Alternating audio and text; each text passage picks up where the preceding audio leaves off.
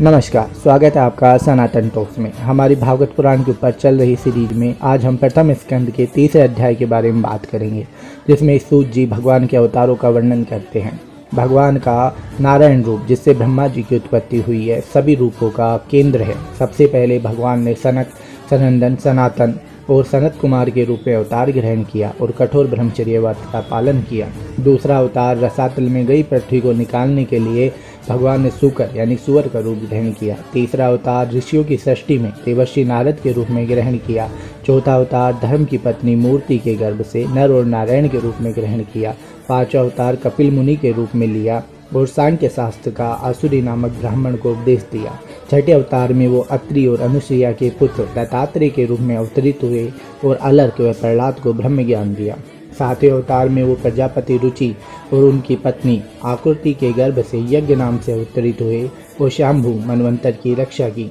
राजा नाभि की पत्नी मेरु के गर्भ से वे ऋषभ देव के रूप में आठवां अवतार ग्रहण किया।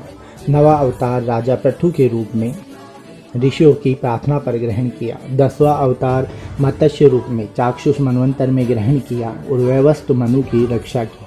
11वां अवतार समुद्र मंथन के समय कछुए के रूप में ग्रहण किया और मंदराचल पर्वत को अपनी पीठ पर धारण किया। भगवान ने 12वां अवतार धन्वंतरी के रूप में ग्रहण किया और समुद्र से अमृत का कलश लेकर प्रकट हुए। 13वां अवतार मोहिनी रूप था और 14वें अवतार में नरसिंह रूप धारण किया। भगवान का 15वां अवतार वामन रूप था।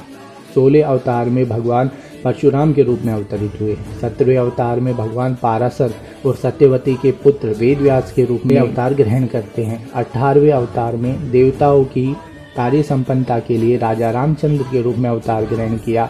19वां और 20वां अवतार बलराम और श्री कृष्ण के रूप में था। 21वां अवतार कलयुग में बुद्ध के रूप में ग्रहण किया और कलयुग के अंत में विष्णु यश ब्राह्मण के यहाँ पर 22वां अवतार कल के रूप में ग्रहण करेंगे। भगवान के 22 अवतारों का वर्णन भागवत में मिलता है, पर लेकिन कुछ विद्वान हय और हय वीर सहित भगवान के 24 अवतार मानते हैं।